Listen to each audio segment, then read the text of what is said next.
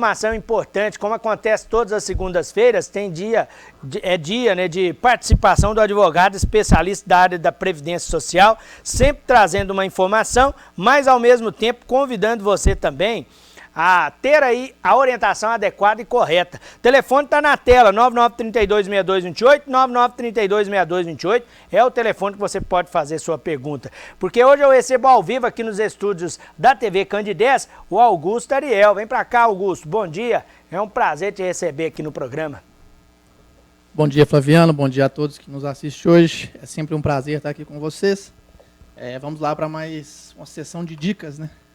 Prazer é meu, né? Até porque a gente sempre traz aqui uma informação para você, telespectador do programa, e também deixa o telefone disponível para você fazer a sua pergunta, 99326228, 99326228. E hoje o Augusto separou um tema importante, né? Você sabe o que é aposentadoria híbrida, né?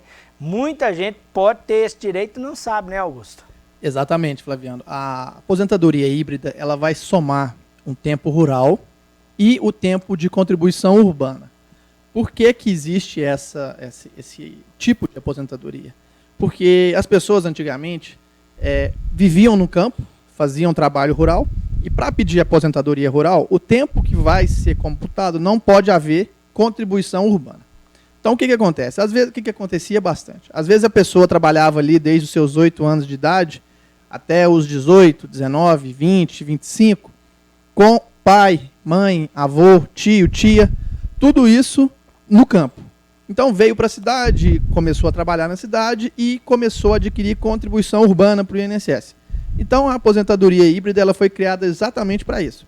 A pessoa pega o tempo que trabalhou no campo, rural, e soma com o tempo híbrido, que é a aposentadoria urbana, e junta os dois, e isso dá a aposentadoria híbrida. Então, assim, você que trabalhou no campo desde criança, doutor, mas eu não consigo comprovar. Não tem ninguém que fale para mim que eu trabalhei lá, eu trabalhei com a minha avó já faleceu. Não tem problema. Existem documentos que servem de comprovação. E uma dica muito importante, Flaviano, cada documento, ele consegue comprovar até 7 anos e meio de contribuição rural. Exemplo, você tem uma certidão de nascimento sua, rural, que conste a profissão do seu pai como lavrador. Este documento já serve para comprovar um tempo rural. Você tem uma certidão de casamento sua, casou na zona rural e na certidão de casamento consta a sua profissão.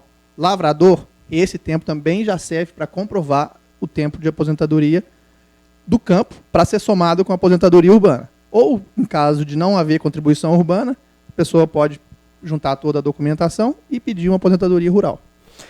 Esse é um ponto importante que o Augusto está ressaltando, porque é necessário documentos, né? Não adianta só testemunha. Eu já até falei isso aqui outras vezes, né? Só testemunha a Previdência não aceita. Então é importante a gente relatar alguns documentos. Você está citando aí 2 exemplos, né? Mas existem outros documentos que são aceitos. Existem vários documentos. Matrícula de escola, você que estudou em zona rural, se a sua escola for situada em zona rural, a matrícula serve como comprovante de contribuição. Comprovante de sindicato rural que o pai pagou para você também vai servir. Certidão de batismo da igreja rural serve como comprovante. Então, assim, tudo que for relacionado ao tempo rural, que consiga comprovar a data, que naquele instante você estava na zona rural, ele serve como comprovante para comprovar o tempo rural, para ser utilizado tanto na aposentadoria rural, quanto na aposentadoria híbrida. E esse alerta, ele vale para muitas pessoas, como eu disse, porque o Augusto até citou isso, muitas pessoas, né, promoveram essa mudança da zona rural para a área urbana, principalmente as pessoas mais novas, né?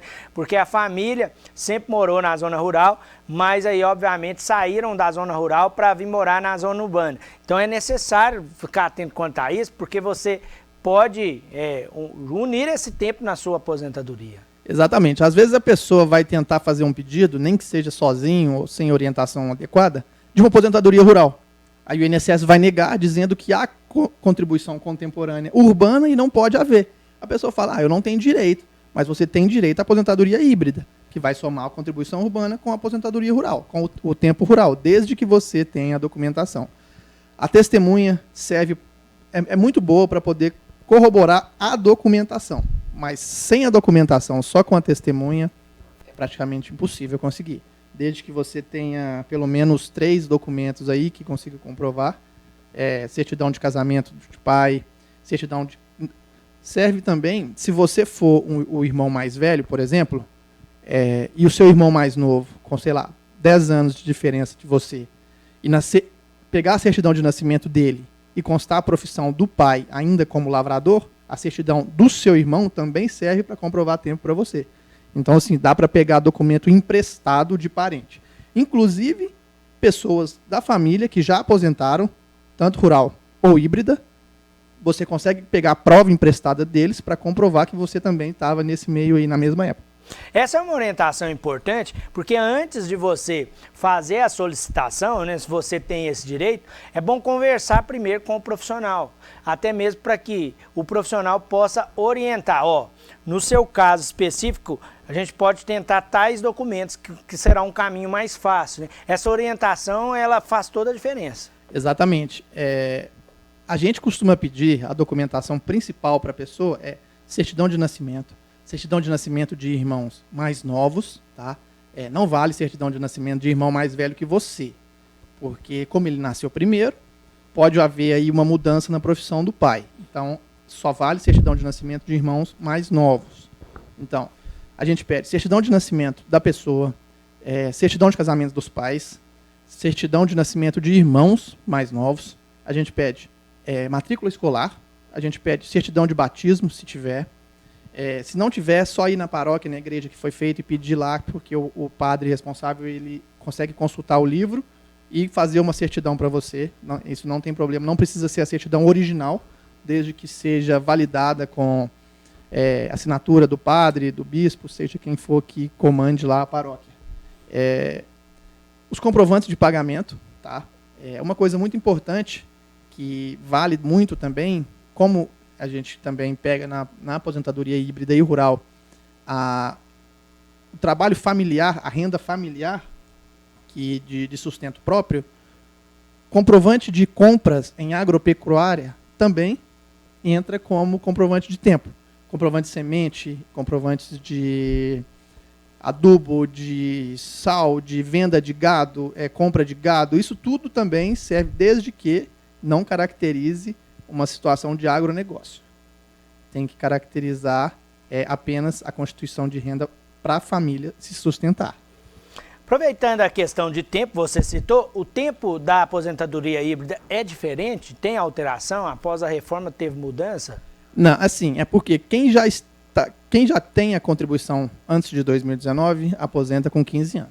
15 anos de contribuição. A aposentadoria híbrida, ela vai fornecer 3 tipos de aposentadoria também, que é a por idade, aposentadoria por invalidez, que a pessoa consegue, e a aposentadoria por tempo de contribuição. Só que a aposentadoria por tempo de contribuição, ela precisa ser indenizável, tá?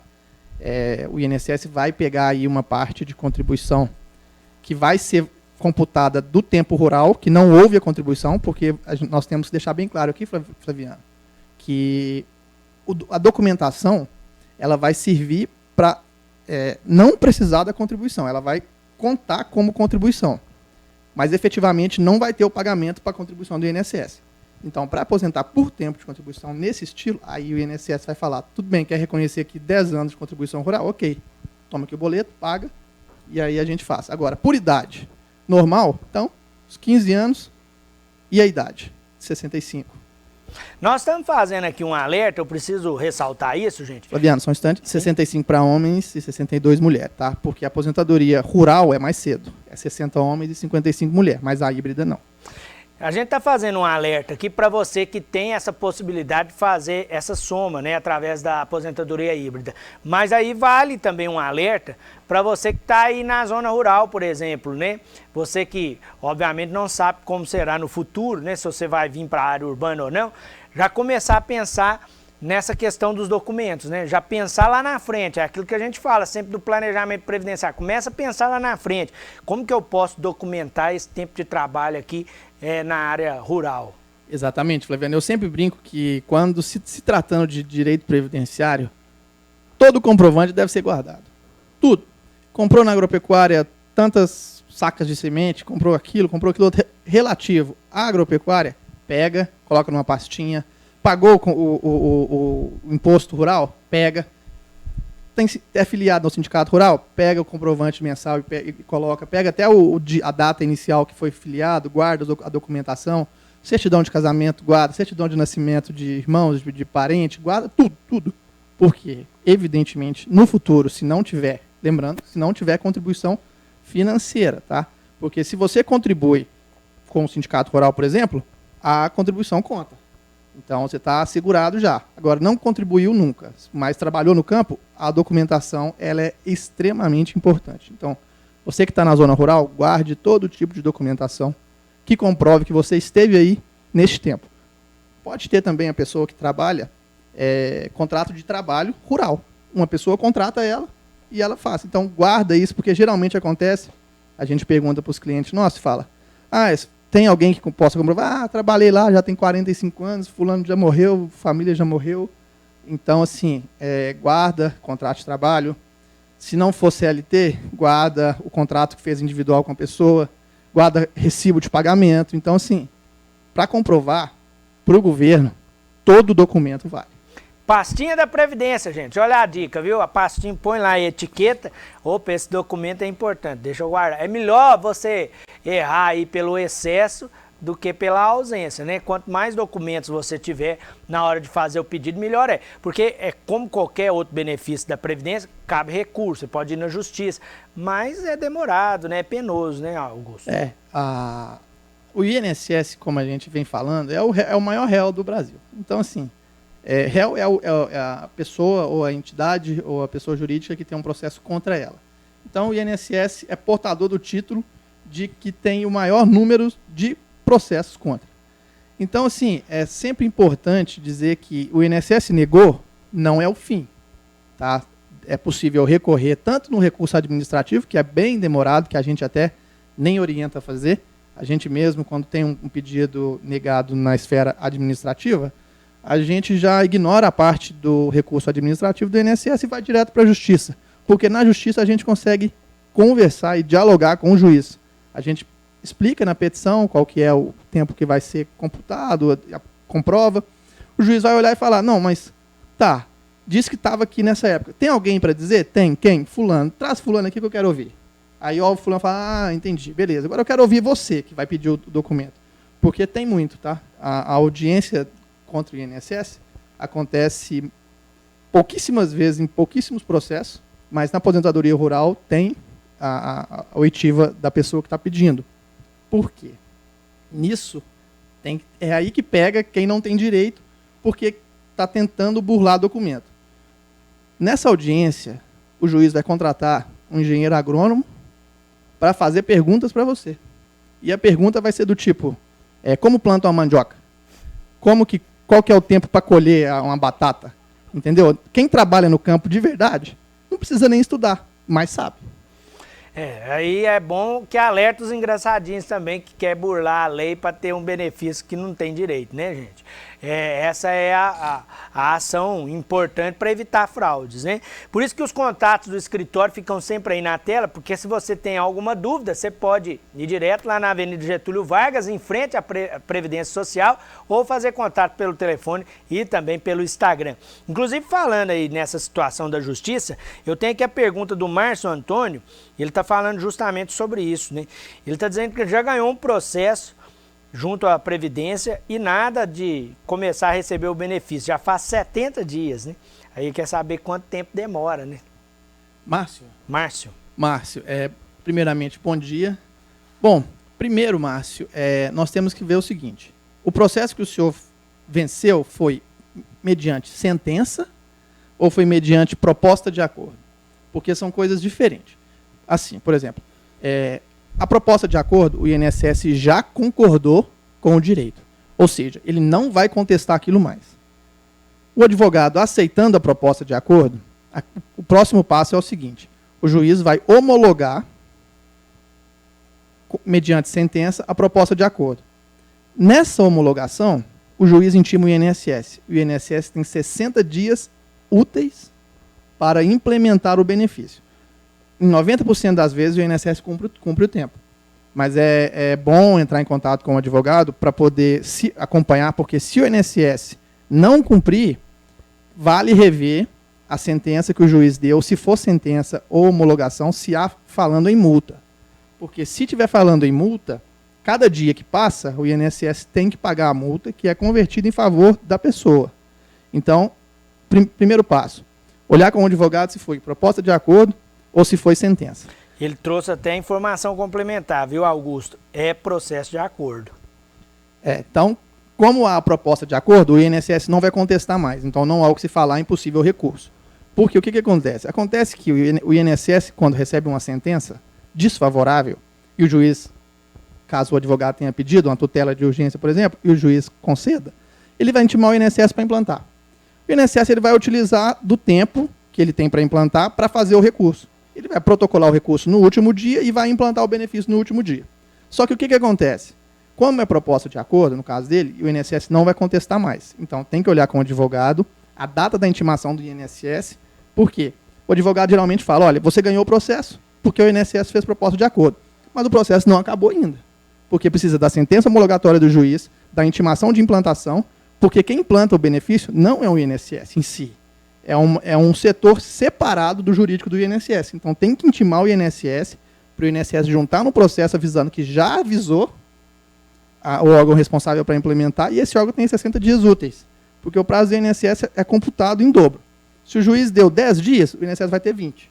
Se o juiz deu 30, que geralmente é o padrão, o INSS tem 60. Então, tem que olhar a data da sentença que homologou o acordo e a data da intimação do INSS. Porque a partir da intimação é que vai contar os 60 dias. Como ele disse que tem 70, então tem que olhar nesse espaço de tempo aí se a homologação aconteceu e quando aconteceu para contabilizar mais 60. Exatamente. Então pode ser que já esteja prestes a sair ou pode ser ainda que vai demorar um pouquinho mais. E vale lembrar que quando é na justiça, os RPVs, que é os atrasados, que é aquela parte que fica que a pessoa pede no administrativo, num dia X, o INSS nega, e daquele dia X em diante a pessoa tem direito aos atrasados. Esses atrasados ainda demoram um pouco mais, porque a justiça manda para o tribunal autoriza o pagamento, que vai para o banco autoriza o pagamento, que aí avisa o cliente para o cliente ir lá buscar o dinheiro. Então esses RPVs ainda vai mais uns 2, 3 meses, pode ter certeza. Essa é a participação do Augusto ao vivo aqui no programa, esse quadro de orientação jurídica, especificamente para falar da Previdência Social. Muito obrigado, Augusto, pela presença. Prazer é meu, Flaviano, eu que agradeço a oportunidade. E você, de novo, todo dia que eu estiver aqui, eu vou falar. Você que não perguntou hoje, segunda-feira que vem, a doutora Júlia vai estar aqui, não perca a oportunidade. O INSS não vai correr atrás de você para te dar nenhum benefício.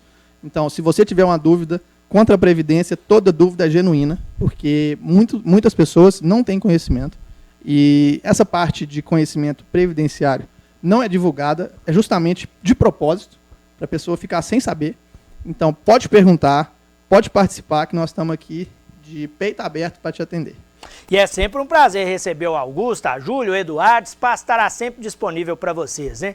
E é claro que a participação também fica disponível lá no portal sistemampa.com.br.